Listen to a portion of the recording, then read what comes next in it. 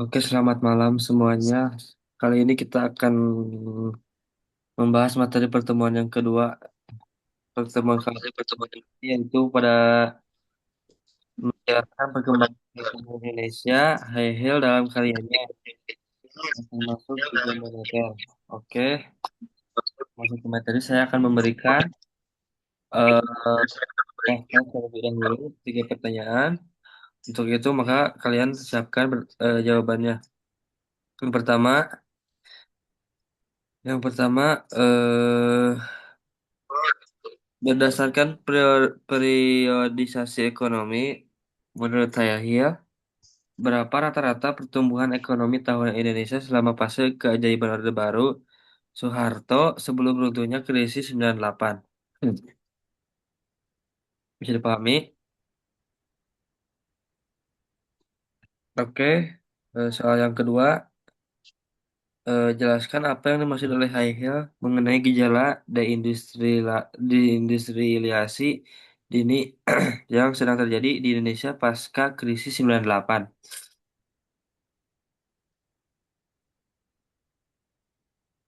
Oke, bisa dipahami. Cukup Kemudian yang bisa, ketiga, Kak.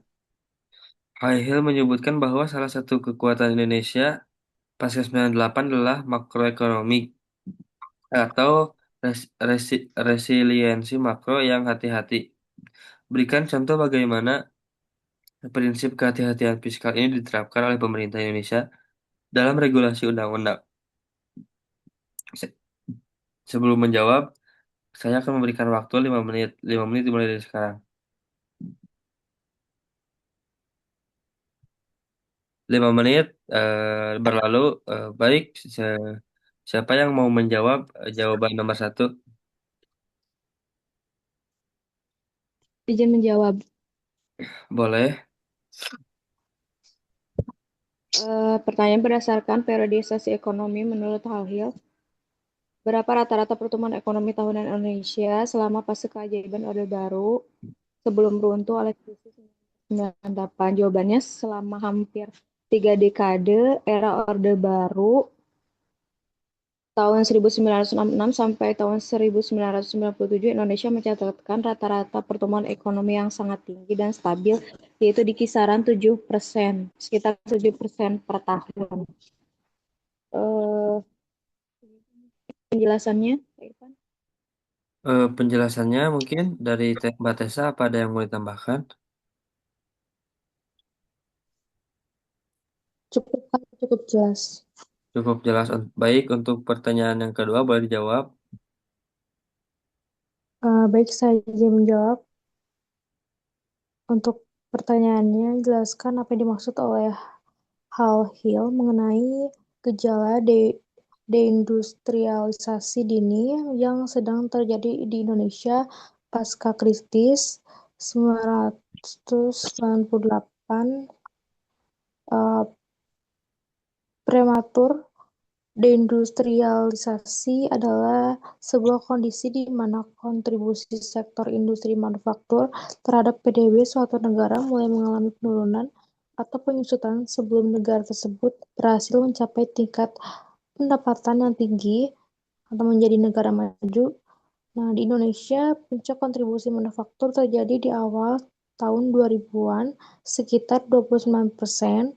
Namun setelah itu terus melorot hingga ke bawah 20% sebelum struktur ekonomi kita benar-benar matang. Itu, Kak. Itu saja. Ya, cukup jawabannya. Apakah ada yang mau menambahkan dari Teh Dewi? Cukup jelas. Cukup jelas. Oke, untuk pertanyaan yang terakhir, nomor tiga, boleh dijawab dengan siapa?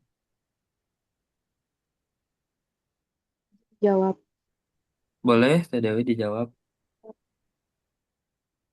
Ya, Halil menyebutkan bahwa salah satu kekuatan Indonesia itu adalah macroeconomic realization gitu.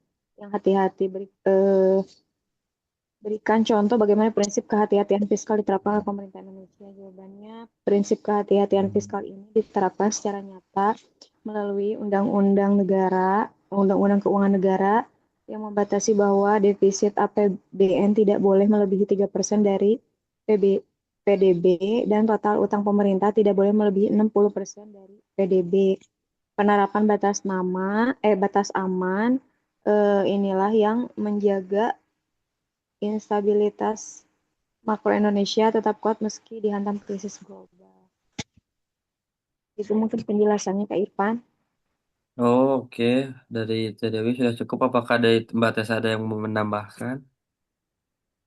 Cukup, Kak. Oke, Cukup cukup. jelas. Baik, tiga pertanyaan sebelum materi telah selesai.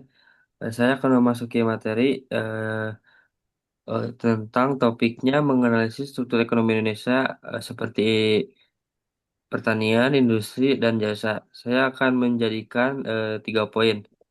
Yang pertama, ada konsep pergeseran struktur ekonomi. Secara teoritis, transformasi struktural yang ideal ditandai dengan penurunannya bangsa, sektor primer pertanian terhadap PDB, meningkatnya pangsa sektor sekunder. Kemudian diikuti oleh pertumbuhan pasar sektor tersier seiring dengan matangnya perekonomian. Kemudian ada catatan krisis tambahan di Indonesia, terjadi anomali atau lompatan struktural, pangsa sektor pertanian terhadap PDB memang menurun tajam. Namun, penurunan tersebut tidak diimbangi oleh penguatan sektor industri manufaktur yang tangguh. Kemudian ada poin nomor 2, analisis tiga sektor utama menurut Tambunan 2020. Yang A, yang A ada sektor pertanian, sektor primer, kondisi PDB versus tenaga kerja. Sektor pertanian mengalami penurunan kontribusi yang drastis terhadap PDB nasional. Kini 12 sampai 13%. Namun sektor ini tetap menjadi penyerap tenaga kerja terbesar kedua di Indonesia. Masalah klasik berupa penyusutan kepemilikan lahan rata-rata petani, kurangnya modernisasi teknologi pertanian mekanisasi, contohnya petani garam. Mayoritas tenaga kerja di sektor ini berpendidikan rendah dan berusia tua. Kemudian B, sektor industri manufaktur. Industri manufaktur adalah kunci utama bagi sebuah negara berkembang untuk keluar dari middle income. Karena cepatnya yang padat karya memiliki nilai tambah dan mampu menciptakan efek domino. Kondisi di Indonesia sempat menjadi primadona pada saat era Orde Baru. Kini nih kontribusi industri manufaktur terus merosot hingga ke bawah 20%. Pada analisisnya sektor ini kita mengalami pengereman karena struktur manufaktur nasional didominasi oleh industri berskala mikro dan kecil atau UMKM yang produktivitasnya rendah serta berketergantungan industri besar terhadap bahan baku impor yang masih sangat tinggi. Kemudian ada C, sektor jasa perdagangan eh, menjadi motor utama pertumbuhan ekonomi Indonesia dengan kontribusi melewati 50% dari PDB. Dari sektor jasa, nah membagi sektor jasa di Indonesia ke dalam dua wajah. Yang pertama ada modern service, jika keuangan dan IT yang bernilai tinggi. Kemudian ada informal service, perdagangan eceran skala kecil. Kemudian yang terakhir ada nomor 3, ketimpangan struktur PDB versus tenaga kerja. Salah satu fokus analisis utama Tambunan adalah adanya mismatch yang kronis antara kontribusi sektor terhadap output ekonomi dengan kemampuan dalam menyerap tenaga kerja. Ketimpangan pendapatan karena sektor pertanian diisi banyak orang namun menghasilkan output PDB yang kecil. Kemudian ada sektor informal yang gemuk, kegagalan sektor industri manufaktur dalam memperluas pabrik-pabrik padat karya membuat angkatan kerja perkotaan menumpuk ke sektor jasa informal yang tidak memiliki jaminan sosial. Mungkin materi saya cukup segitu secara ringkasnya, secara intinya mungkin ada pertanyaan dari kalian.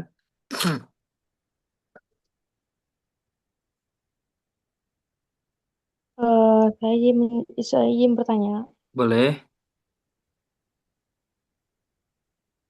Eh, apa dampak positif dan negatif dari kebijakan otonomi daerah yang dimulai sejak tahun 2001 terhadap pertumbuhan ekonomi regional di Indonesia?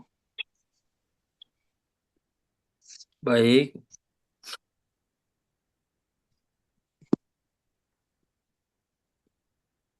Eh, Kemudian boleh, siapa lagi ada yang mau bertanya?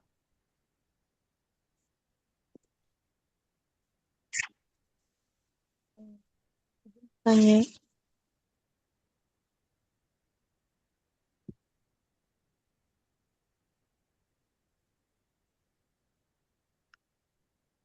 Pertanyaannya, Hegel sering mengkritik biaya logistik Indonesia yang sangat mahal. Mengapa sebagian kepulauan logistik kita jauh lebih tinggi dibandingkan negara tetangga seperti Malaysia atau Vietnam? Mungkin itu pertanyaannya Kak Irfan. Oke, pertanyaannya cukup. Bisa saya pahami tadi. Yang pertama, saya ingin menjawab dari pertanyaan dari Mbak Tessa, apa dampak positif dan negatif? Jawabannya dampak positif dan desentralisasi memangkas birokrasi terpusat. Pemerintah daerah kini memiliki kewenangan langsung dan anggaran untuk membangun infrastruktur yang benar-benar dibutuhkan oleh masyarakat lokal. Kemudian ada dampak negatifnya, munculnya ketimpangan kapasitas antar daerah yang kaya sumber daya alam seperti batu bara sawit yang mendapatkan dana bagi hasil yang melimpah, sementara daerah yang miskin SDA semakin tertinggal. Selain itu, maraknya regulasi lokal. Mungkin cukup dari saya. Apakah Mbak Tessa setuju? Setuju Kak, terima kasih untuk jawabannya. Oke, untuk pertanyaan kedua, Hehel sering mengkritik biaya logistik Indonesia yang sangat mahal. Mengapa sebagai negara kepulauan, biaya logistik kita jauh lebih tinggi dibandingkan negara tetangga seperti Malaysia atau Vietnam? Jawabannya biaya logistik Indonesia mahal karena adanya ketimpangan arus muatan barang antar pulau dalam infrastruktur pelabuhan yang belum merata, perdagangan yang masih sangat Jawa sentris, kapal-kapal yang membawa barang manufaktur dari pulau ke Jawa, Indonesia Timur dengan muatan penuh. Namun, saat kembali ke Jawa, kapal-kapal tersebut seringkali kosong karena minimnya industri pengolahan di daerah asal. Akibatnya biaya operasi kapal pulang pergi dibebankan pada satu kali jalan. Mungkin itu di jawaban saya. Apakah cukup?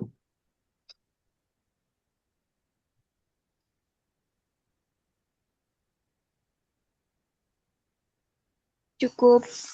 Oke. Untuk untuk sesi tanya jawab sudah selesai. Saya akan memberikan 3 pertanyaan terakhir tentang post-testnya. Yang pertama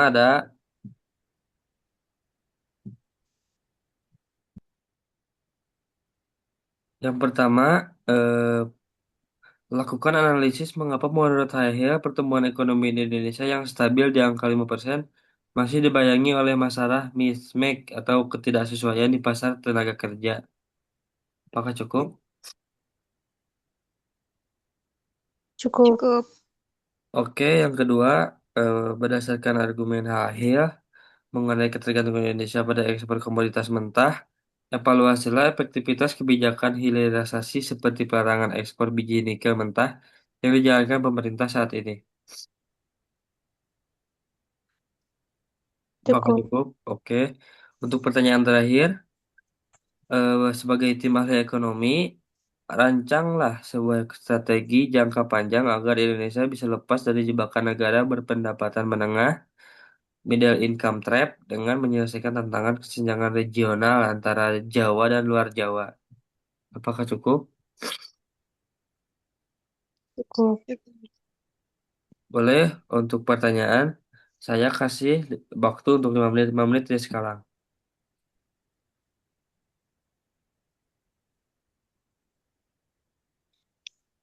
Baik.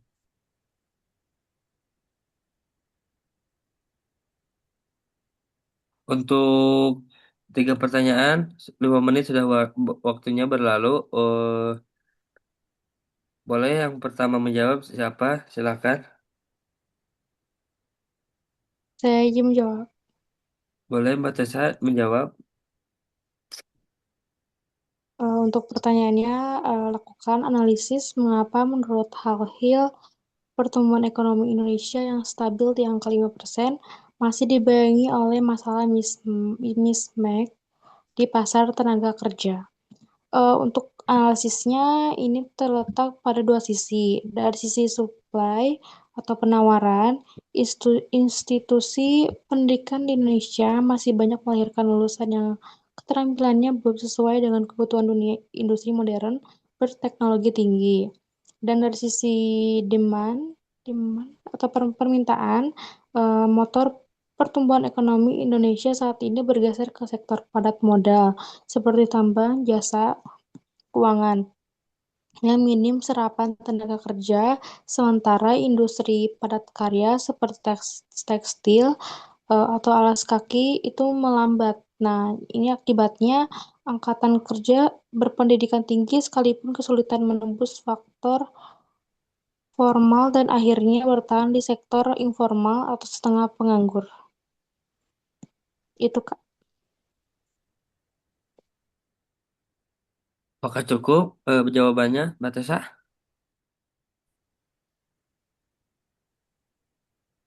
Cukup, Apakah ada yang ingin menambahkan, Mbak Dewi?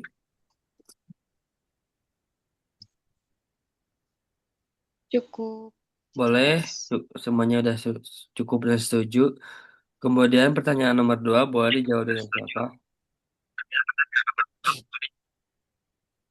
Izin menjawab. Silahkan Mbak Dewi dijawab. Berdasarkan argu-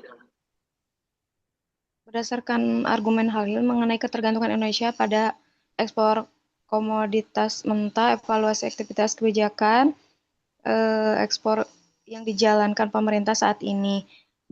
Sisi positifnya, kebijakan hilirisasi berhasil meningkatkan nilai tambah ekspor secara drastis, mengubah bahan menjadi pelnikel atau bahan baterai, dan mendatangkan investasi asing langsung ke wilayah luar Jawa seperti Morowali, Wedabay.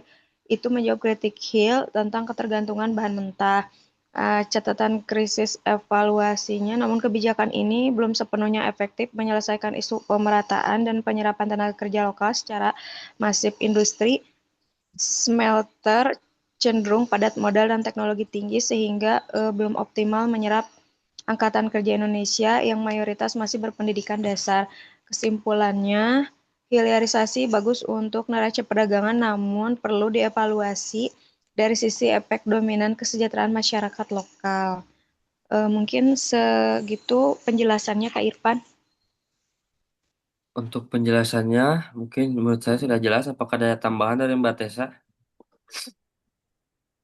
Cukup, Kak. Cukup jelas. Cukup jelas, oke. Sepost test sudah, pretest sudah, materi sudah, tanya jawab sudah. Pada pertemuan kali ini saya Nomor cukupkan 6, sekian. Kak. Oh, oke, Nomor maaf. Ketinggalan saya untuk post test. Tessa betul berapa? nomor 6, Kak, belum terjawab. Oh, nomor 6 belum terjawab. Oh, maaf. Saya lupa. Boleh nomor 6 dijawab? Saya izin menjawab, Kak. Boleh. Untuk pertanyaannya, sebagai tim ahli ekonomi, rancanglah sebuah strategi jangka panjang agar Indonesia bisa lepas dari jebakan negara berpendapatan menengah dengan menyelesaikan tantangan kesenjangan regional antara Jawa dan luar Jawa. Menurut saya, strategi yang dirancang dinamakan strategi klaster industri agromaritim, integrasi koridor non-Jawa. Ini desentralisasi industri berbasis potensi lokal, jadi menghentikan pemusatan pabrik di Pulau Jawa. Pemerintah menciptakan pusat pertumbuhan industri baru di luar Jawa berdasarkan keunggulan daerahnya. Misalnya seperti Maluku atau Papua yang fokus pada industri pengolahan perikanan. Sumatera atau Kalimantan yang fokus pada sawit dan karet.